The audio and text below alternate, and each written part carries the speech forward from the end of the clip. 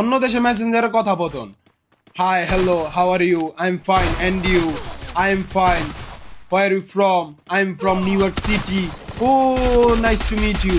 আর আমাদের দেশের কথোপকথন। হাই ভাইয়া, আসসালামু আলাইকুম। ওয়ালাইকুম আসসালাম। কেমন আছেন? আলহামদুলিল্লাহ। আপনি কেমন আছেন? আলহামদুলিল্লাহ। ভাইয়া একটা হেল্প করবেন?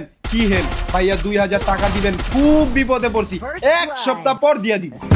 এমনিতেই ছেলেদের মেসেঞ্জার সাহারা মরুভূমির মতন খালি থাকে। হঠাৎ যদি কোনো মেয়ে নক দেয় তাহলে মনে হয় মরুভূমির মধ্যে সবুজ ঘাস উঠছে। তারপর যখন টাকার কথা আসে মনে হয় আমাদের ভালোবাসা হয়ে গেল ঘাস, খেয়ে গেল গরু, দিয়ে গেল বা। তারপর থেকে বুঝলাম প্রেম ভালোবাসা আসলে গরিবদের জন্য না। প্রেম অন্যতম দামি জিনিস। শুধু শুনতাম, এখন বুঝি। এক সপ্তাহ প্রেমের দাম 2000 টাকা। সারা সপ্তাহ বিড়ির টাকা জোগাইতে জোগাইতে হিমশিম খাইয়া যায়। প্রেম ভালোবাসা বড় লোকদের জন্য।